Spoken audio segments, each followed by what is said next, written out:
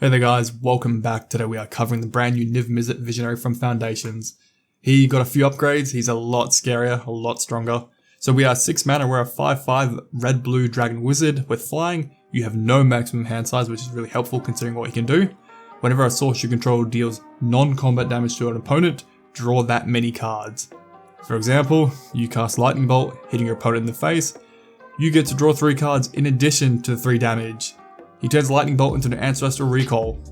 That is the beginning of it. This commander loves Group Slug, dealing damage to each opponent at the same time, can draw us 3 cards at minimum for 1 damage in a 4-player game, and scale it up from there. So for flavor and infinite combos, we have every other Niv here, the Firemind, the Draco Genius, and the Peyrune. They all care about drawing cards and dealing damage when you do, but the Firemind and the Peyrune both go infinite with the brand new Niv. For example, you've got the Peyrune and the Visionary out. The Peyrune says whenever you draw a card, deal 1 damage wherever you want. The Visionary sees you deal 1 damage to your opponent's face, draw a card. So you draw a card, Peyrune, you ping them in the face of 1, you dealt non-combat damage, draw another card, and it just starts looping and you gun your opponent dead, you destroy all their creatures and just go to town. So Group Slug is usually dealing small incremental damage to everyone at the same time and trying to scale it up. So Ojo, the Deepest Might, Solphim, the Mayhem of Dominus, and Torbran can speed us up a lot. Ojo is probably the most broken because he scales up that damage from a minimum of 1 up to his power, so 4. Solphim just doubles it, but he's here because he can make himself indestructible and hang around way longer than he should. And Torbran just makes all our red damage +2. For example, Ojo's on the board with Electric Static Field. We ping everyone for 1 damage, but Ojo upgrades that damage to 4 to each opponent, doing 12 damage in a 4-player game for 1 damage. That's insane.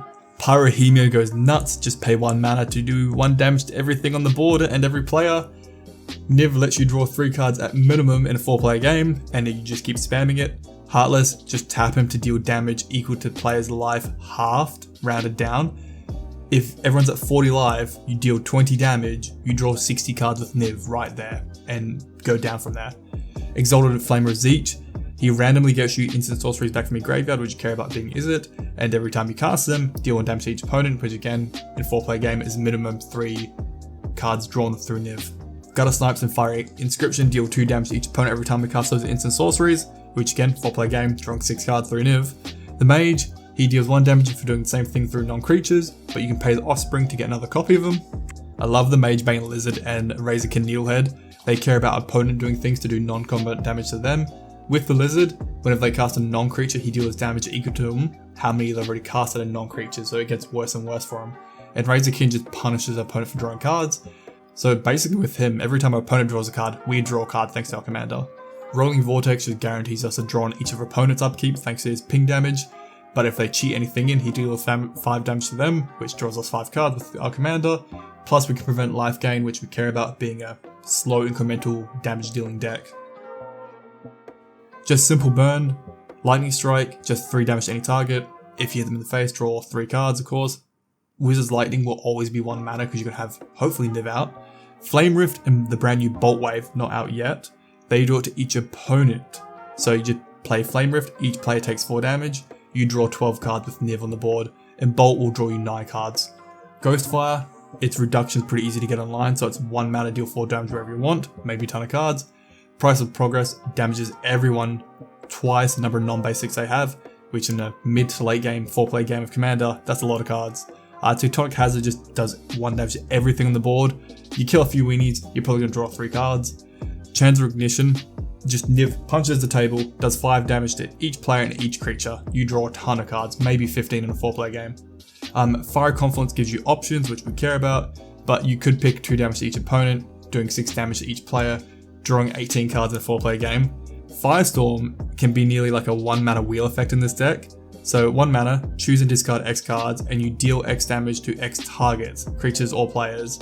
So you ditch 7, you deal 7 damage to 7 players, draw 21 cards.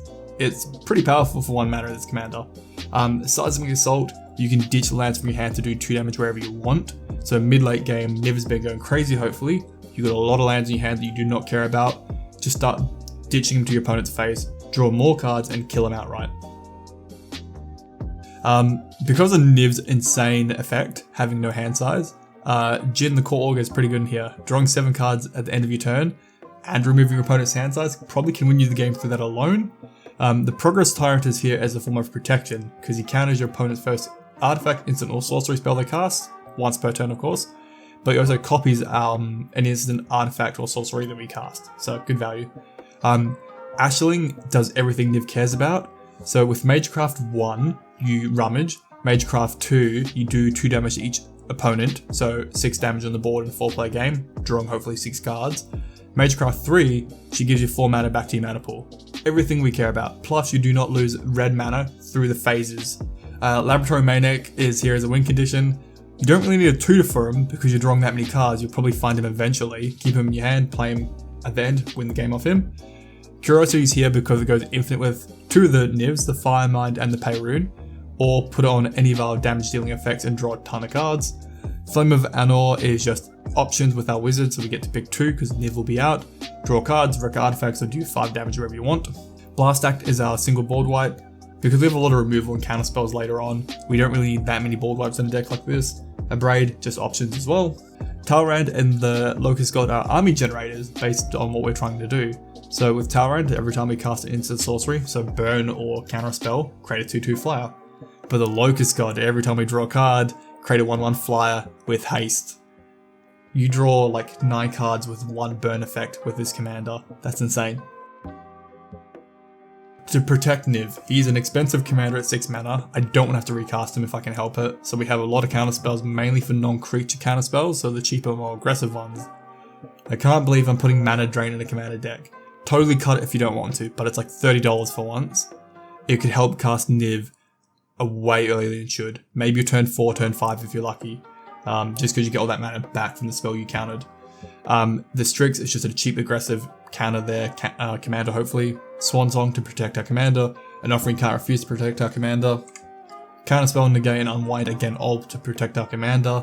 Into the Flood, you will just pay that gift all the time so you can bounce back non-land permanents, so maybe a combo piece, or if there's an enchantment on Niv that you don't want, just bounce them away. The Patron Wizard lets you just tap a wizard to try and mana tithe an opponent's spell, so they have to pay 1 or it gets countered. I think we have 5 wizards in here. You've got the Patron, Niv himself, or all the other Nivs as well.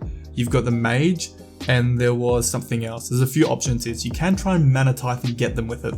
And of course, Mithril Coat, I love it. Flash Indestructible onto a legendary creature. Helm of the Host, multiple Nivs, just beat them down with dragons and tons of draw, tons of ping. Or put it onto any of your damage dealing effects, like your group cycle effects. Lightning Grease and Protect and make him fast. Draw, whatever you want to go with, but I've gone with cheap 1 mana cantrips. Mystic Remore is great in the early turns. Just pick your own efficient ones that you like to go with. Onto mana, we run Sol Ring, Mindstone, and Thran as our colorless mana production. We run the Signet, the Talisman, Arcane Signet as our colored mana production, and Wayfarer as a land tutor. In terms of tech lands, Wreck Tower is great for our commander because if we lose Niv, we don't have to discard our entire hand, so the tower is a bit of redundancy. Riptide Laboratory lets us bounce our commander back to our hand if we're going to lose him to removal or a board wipe. The Sanctum can make him indestructible over 2 turns if you pay the additional counter and then the God effect, or you can pay the indestructible God effect on Ozha, the damage ramping effect. Mystic Sanctum just gets you back a instant sorcery from your graveyard, which we care about. Our devotion is pretty high thanks to the Niv cards themselves. Niv is pretty mana aggressive, you have to pay a lot of devotion, and Terrain Generator, we have 18 basic, so just cheat some lands into play.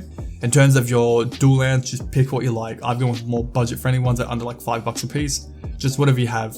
Alright, that is the brand new Niv. He's very combo heavy, definitely upgraded, definitely scarier. Long time relevance for sure. There's always going to be good draw and good burn effects getting put out there. Of course, you care about things that hit each opponent at the same time. Very, very easy to break him. Lots of combos. Alright, thank you for watching, guys. Hope you liked it. Give us a like and a sub, but we are going for 5k. So thank you for all your support and have a good one. See ya.